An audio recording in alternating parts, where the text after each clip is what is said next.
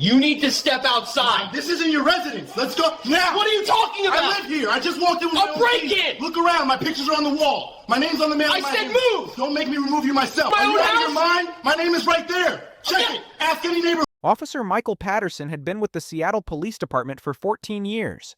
In those 14 years, he'd accumulated 28 formal complaints. 23 of them involved black men he'd accused of trespassing, breaking and entering, or not belonging at properties in affluent neighborhoods. A black homeowner watering his lawn was questioned for unauthorized use of property. A black man sitting on his own porch was detained for suspicious loitering. A black executive parking in his own driveway was investigated for vehicle theft. A black professor unlocking his front door was handcuffed for attempted burglary. A black teacher trimming hedges was arrested for trespassing on private property. A black businessman checking his mailbox was detained for suspicious activity at a residence. Every complaint ended the same way: property records confirming ownership, internal review that cleared Patterson, bias training he attended but dismissed, written warnings that accumulated but meant nothing, union protection that blocked any meaningful discipline. One Saturday afternoon in Seattle, his 14-year pattern of assuming black men didn't belong in wealthy neighborhoods finally confronted someone who'd worked his entire career in public education, who'd saved for 15 years to buy a home in a good school district for his children, and whose arrest would spark outrage from educators, parents, and the entire school community. That confrontation would end Patterson's career, cost the city $1.55 million, and expose a department that had ignored 28 complaints over 14 years. Robert Johnson, a 42-year-old high school vice principal, was standing on his own front porch in the Queen Anne neighborhood, unlocking his door after grocery shopping when a police car pulled up and an officer stepped out with aggressive posture. His house keys were in his hand, his driver's license was in his wallet in his pocket, his name was on the deed in the mailbox by the door. No crime, no trespassing, no violation, just an educator coming home with groceries. But Officer Patterson saw him through a lens so warped by racial assumptions that he couldn't process a black man at a beautiful Victorian house as the legitimate owner, certainly not as a vice principal, and definitely not as someone whose arrest would unite an entire school district in demanding justice. Before we continue, where are you watching from? Hit that subscribe button. These stories expose the truth. Seattle, Washington, Queen Anne, one of the city's most desirable neighborhoods with stunning views of downtown Seattle, the Space Needle, and Puget Sound. The area was known for historic homes, affluent residents, and excellent schools. Robert's house was a charming 3-bedroom Victorian he'd purchased 3 years ago for $875,000 after years of saving. It was 3 p.m. on a Saturday afternoon, temperature 66 degrees, partly cloudy. The tree-lined street was quiet, with the peaceful atmosphere of weekend afternoons. Robert Johnson had been in education for 19 years, the last 7 as vice principal at Roosevelt High School, one of Seattle's premier public high schools. He'd started as a high school history teacher in Seattle public schools, earned his master's in educational leadership from the University of Washington, then moved into administration as an assistant principal before becoming vice principal. He was responsible for student discipline, attendance, scheduling, and supporting the principal in running a school of 1,800 students. He made $118,000 annually as a vice principal, a solid salary that had taken 15 years of saving, financial planning, and sacrifice to afford the $875,000 home in Queen Anne. He'd wanted to live in a neighborhood with excellent schools for his 2 children, ages 8 and 11. He was respected by students, valued by parents, and known throughout the school community as a dedicated educator who cared deeply about students' success.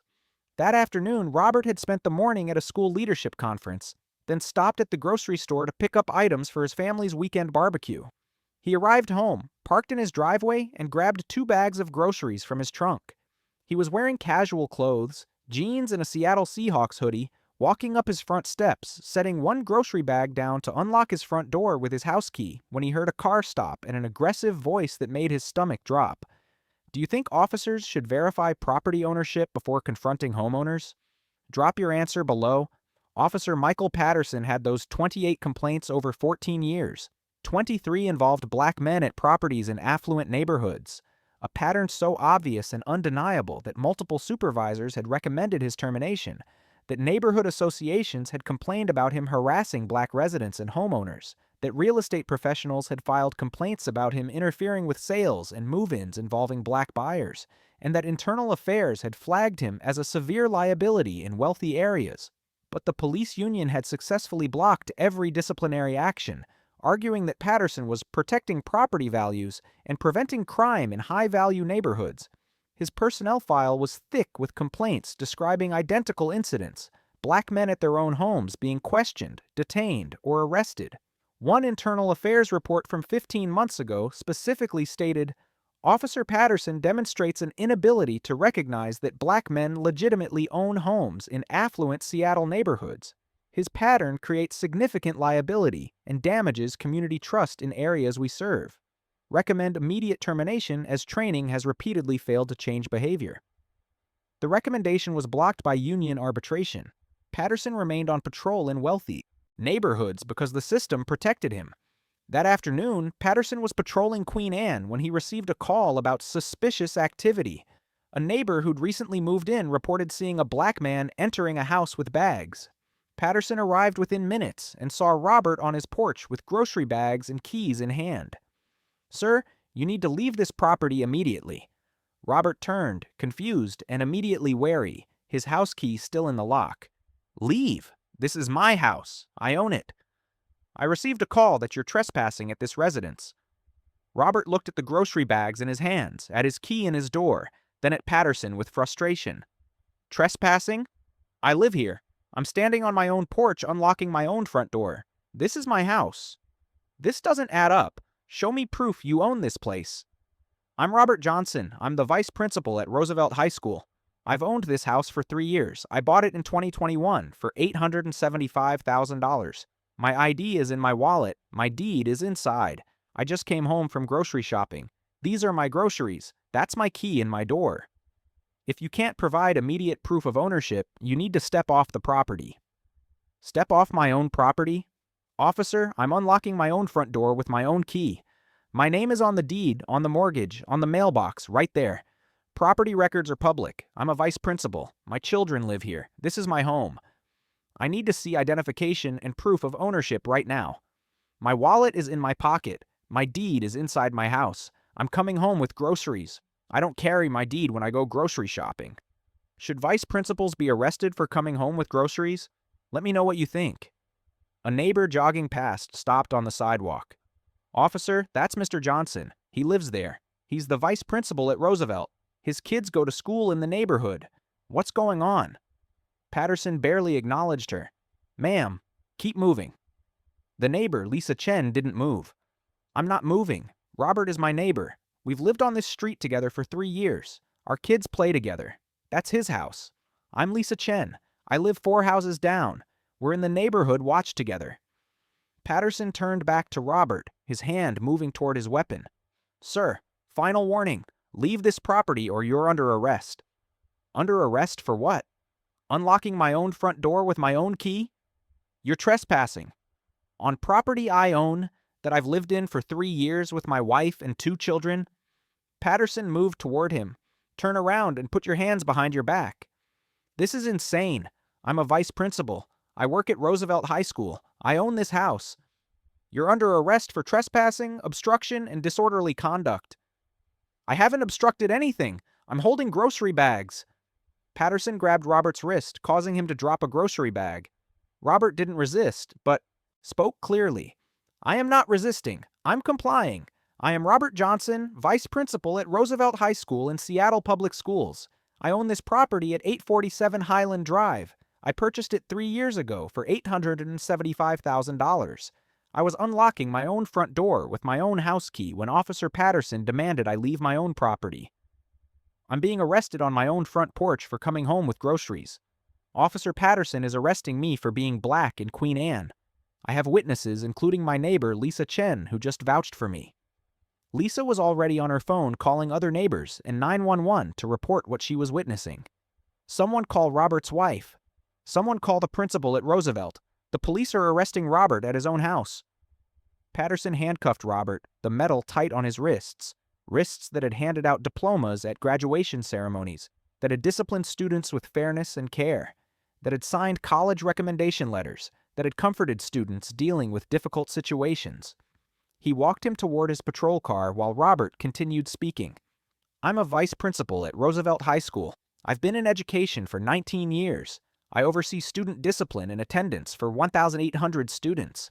I own this home. I saved for 15 years to buy it for my family. My children live here. Property records are public in King County. My neighbor just tried to tell you I live here. You ignored her. This officer is arresting me for coming home to my own house. More neighbors were emerging now, several recognizing Robert immediately and reacting with shock and anger. That's his house, one shouted. He's the vice principal, another confirmed. His kids go to school with our kids, a third yelled. One neighbor ran to get Robert's wife's phone number. Another was recording everything on their phone, narrating. This is Mr. Johnson. He's our neighbor. He's the vice principal at Roosevelt. He's being arrested at his own house with his groceries. Patterson placed Robert in the back of his patrol car. Through the window, Robert could see his grocery bags on his front porch, his house key still in his door where he'd been unlocking it, his front door standing open, neighbors gathering with concerned and angry faces. He'd worked 19 years in education, saved 15 years to buy this home. Now he was in handcuffs for coming home from the grocery store. The drive to the station took 24 minutes through Seattle traffic. Robert spent it thinking about his students, his children who'd hear about this, the message it sent, the lawsuit he'd have to file. They arrived at Seattle PD's North Precinct. Patterson walked him inside, still handcuffed and in his casual clothes with groceries left on his porch, past a desk sergeant who looked up with concern. Patterson, what's the situation? Trespassing arrest from Queen Anne. Subject refused to leave the property. The sergeant frowned. Trespassing where? 847 Highland Drive. He was entering the house with bags, couldn't provide immediate proof of ownership. Robert spoke up, his vice principal's authoritative voice cutting through. Sergeant, I'm Robert Johnson, vice principal at Roosevelt High School in Seattle Public Schools. That's my house. I own it.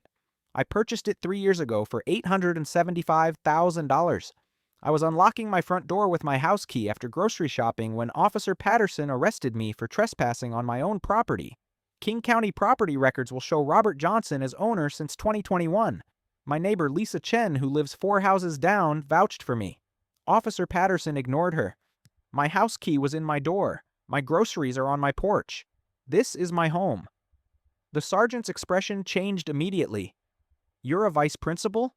You were unlocking your own door?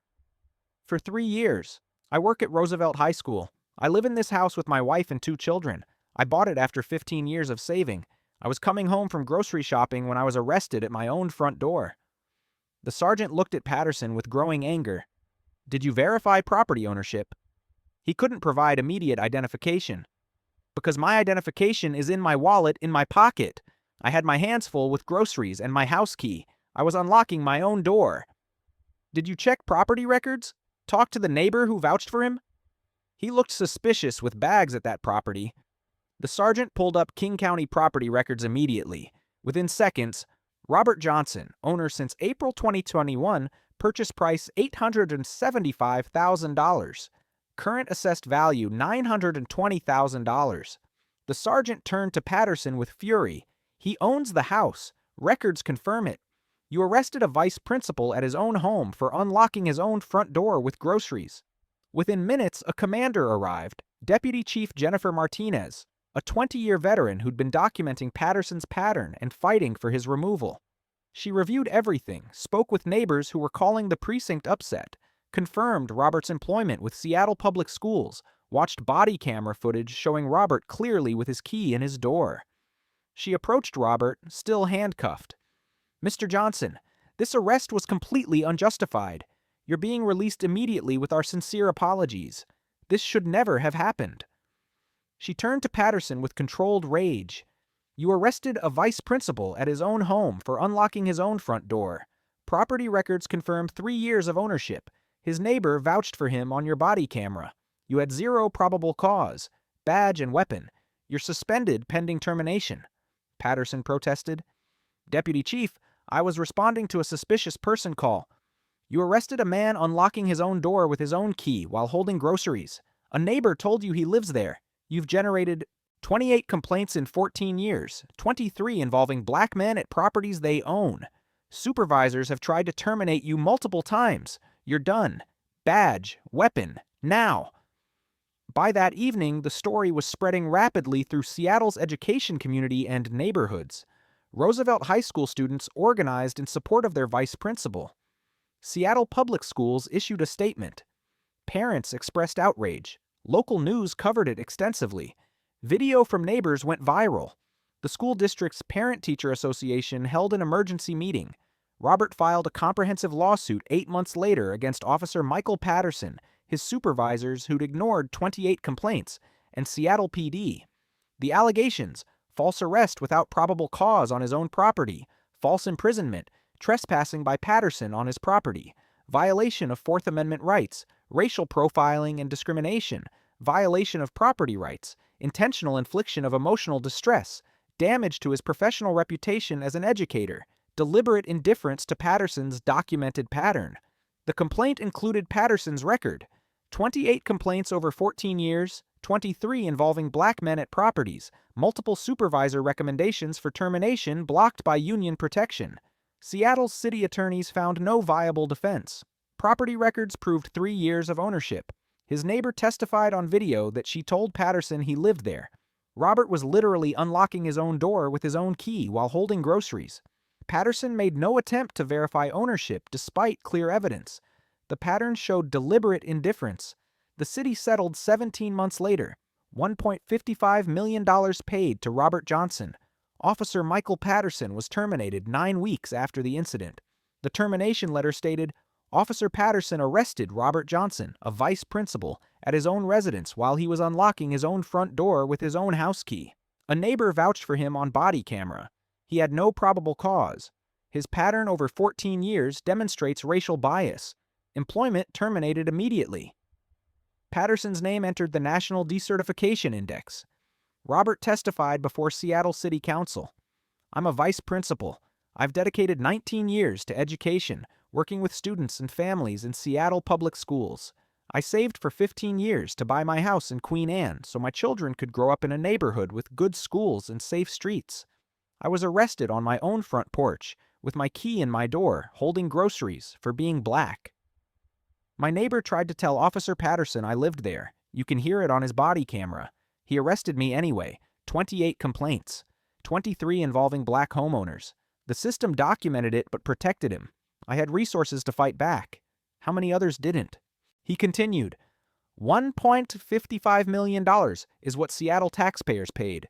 But money doesn't undo being arrested at your own home in front of neighbors who know you. It doesn't erase your children seeing their father in handcuffs at the house you worked 15 years to buy for them. It doesn't restore the sense of safety in your own home.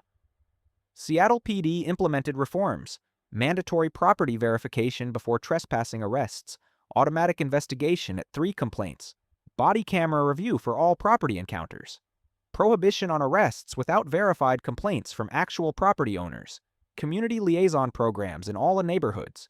Why do departments wait for 28 complaints instead of 3? Comment your thoughts.